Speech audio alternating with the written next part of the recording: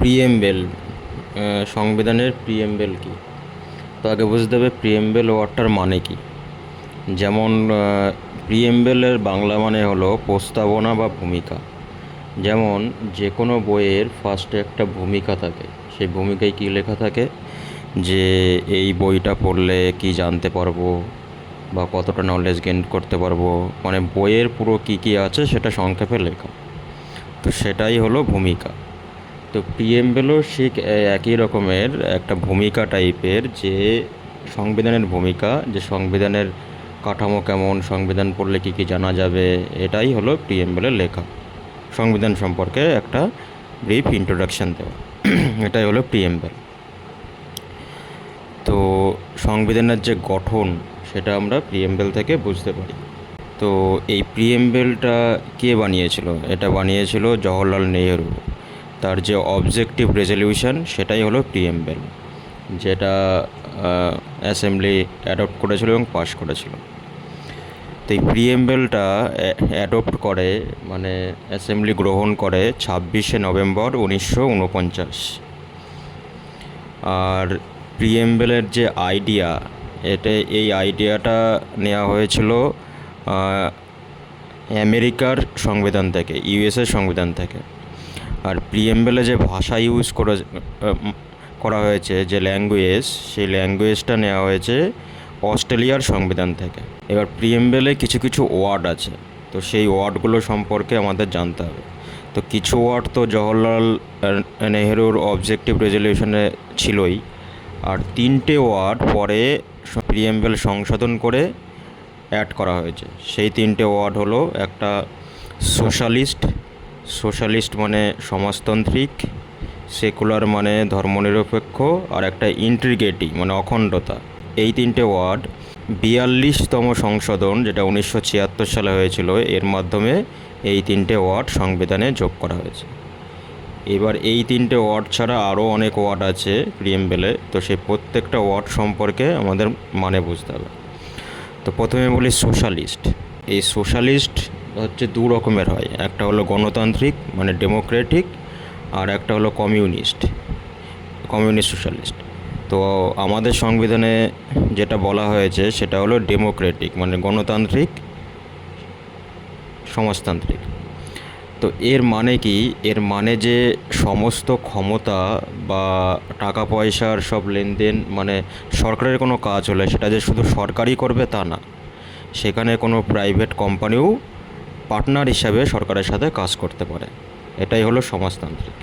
এরপরের যে ওয়ার্ডটা সেটা হলো সভেরিন। তো সভেরিনের বাংলা মানে হলো সার্বভৌম মানে স্বতন্ত্র রাষ্ট্র। ভারত একটা স্বতন্ত্র রাষ্ট্র। ভারতের সব সিদ্ধান্ত বা মানে কোনো নিয়ম কানুন যা কিছুই করুক না কেন, সব সিদ্ধান্ত ভারত নিজেই নেয়, অন্য কোনো দেশ এসে এখানে ইন্টারফেয়ার করতে পারবে না। এটাই হলো সার্বভৌমতা। এরপরে সেকুলারের বাংলা হলো ধর্মনিরপেক্ষ। এটা মানে সবাই বোঝে যে ভারতবর্ষে সব ধর্মকেই সমান চোখে দেখা হয়, যে যার যেমন ইচ্ছা সে সেই ধর্মটা পালন করতে পারে। এটাই হলো সেকুলার মানে। এরপরে রিপাবলিক মানে প্রজাতন্ত্র। এর অর্থ হলো আমাদের দেশের যে হেড সে ভোট দ্বারা নির্বাচিত হয়, কোনো বংশ পরম্পরায় আসবে না। যেমন একজন প্রেসিডেন্ট হয়েছিল, তার ছেলেই যে প্রেসিডেন্ট হবে সেরকম কোনো নিয়ম নেই, ভোট দ্বারা যে নির্বাচিত হবে সেই আমাদের দেশের হেড হবে। তারপরে ডেমোক্রেটিক মানে গণতান্ত্রিক এর অর্থ হলো যে লোকজন ভোট দ্বারা নির্বাচিত করে এক একজনকে, এবং তারাই পার্লামেন্টে গিয়ে আমাদের বিভিন্ন পলিসি মানে বিভিন্ন নিয়ম কানুন, বিভিন্ন প্রকল্প, এইগুলো রিপ্রেজেন্ট করে, মানে কি প্রতিনিধিত্ব করে।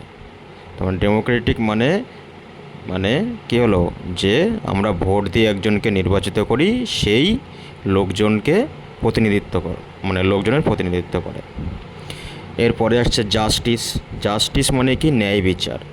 এর এক কথায় অর্থ হলো আইনের চোখে সবাই সমান, কেউ ধরো একজন খুব ধনী, তার জন্য আইন একরকম, কেউ একজন গরিব, তার জন্য আইন অন্যরকম, এরকম হবে না। আইনের চোখে ধনী গরিব জাতি ধর্ম নির্বিশেষে সবাই সমান। এরপরে আছে লিবার্টি। লিবার্টি মানে হলো স্বাধীনতা। এর অর্থ কী? ভারতবর্ষে প্রত্যেকটা মানুষ স্বাধীন। সে তার চিন্তা, বক্তব্য এবং কোনো কিছুতে বিশ্বাস সে স্বাধীনভাবে প্রকাশ করতে পারে, কিন্তু একটা শর্তে, যে যে সে বক্তব্য দিচ্ছে বা কোনো কিছু বলছে সেটা লিগাল হতে হবে, কোনো ইললিগাল হলে হবে না, মানে বেআইনি হলে হবে না, আইনি হতে হবে। এরপরে ইকোয়ালিটি। ইকোয়ালিটি মানে সমতা।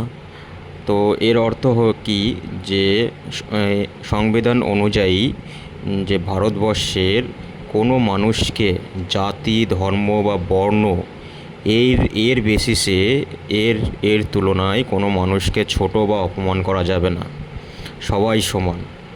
আবার কাউকে বেশি সুবিধাও দেওয়া যাবে না, যেমন একজন খুব ধনী বলে তাকে খুব বেশি সুবিধা দেওয়া হলো, একজন গরিব বা অন্য জাতির বলে, একজন উচ্চ বর্ণের বলে তাকে বেশি প্রিভিলেজ সুবিধা দেওয়া হলো, এরকম কোনো কিছু হবে না।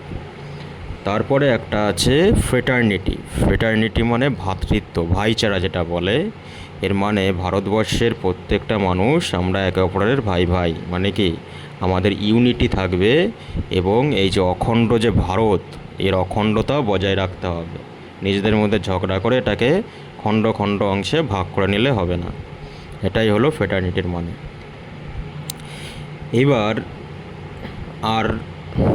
এবার হচ্ছে এই যে প্রিএমবেল, যে সংবিধানের যে পার্ট হবে কি না, এই নিয়ে অনেক কেস চলে এসছে। যেমন প্রথম কেস হয়েছিল বেরুবাড়ি ইউনিয়ন কেস 1960 সালে।